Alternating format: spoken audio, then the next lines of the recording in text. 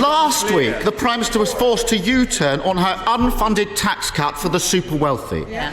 This week, she's beginning to realise that she needs to extend the windfall tax, one step behind the CEO of Shell. Yeah. But she's still going ahead with £18 billion of tax cuts for the richest businesses, and they didn't even ask for it. She's still gift-wrapped a stamp duty cut for landlords, just as renters feel the pinch. And she's still holding out tax cuts for those who live off stocks and shares. Why does she expect working people to pick up the bill for her unfunded tax cuts for those at the top? I notice that the Leader of the Opposition is still not saying whether or not he supports our energy price guarantee. This is very relevant, Mr. Speaker, because it is the biggest part. It is the biggest part of our mini-budget. It's the biggest part of the mini-budget. The fact is that all the opposition have said is that people should be supported for 6 months. Does he think that in March pensioners should be facing very high energy bills?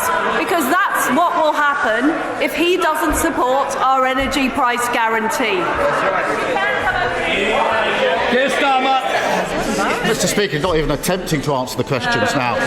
I gently remind her that the idea of freezing energy bills was a Labour idea, which she then took on.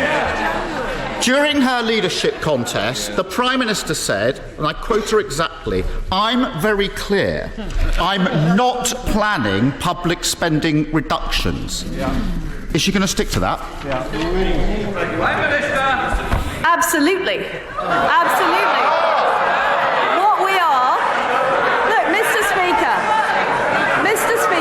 we are spending almost £1 trillion of public spending. We were spending $700 billion back in 2010. What we will make sure is that over the medium term, the debt is falling. But we will do that not by cutting public spending, but by making sure we spend public money well. And the honourable gentleman talks about our spending, which he doesn't seem to support, on the energy price guarantee. But the reality is he can't criticise us on one hand for spending money, on the other hand claiming we're cutting public expenditure. Keir Starmer. They can cheer. I hope they listen very, very carefully to that last answer, because other people will listen very, very carefully to it. Who voted? Who voted for this? Who voted for this? Who voted for this? Not homeowners paying an extra $500 extra on their mortgages. Who voted this? Not working people paying for tax cuts to the largest companies.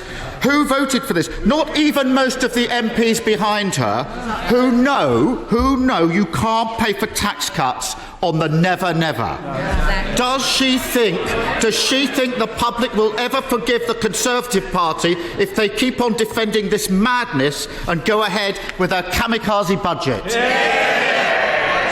Mr. Speaker, what our budget has delivered is security for families for the next 2 winters. It's made sure that we're going to see higher economic growth, lower inflation and more opportunities. The way that we will get our country growing is through more jobs, more growth, more opportunities, not through higher taxes, higher spending and his friends in the union stopping hard-working people get to work.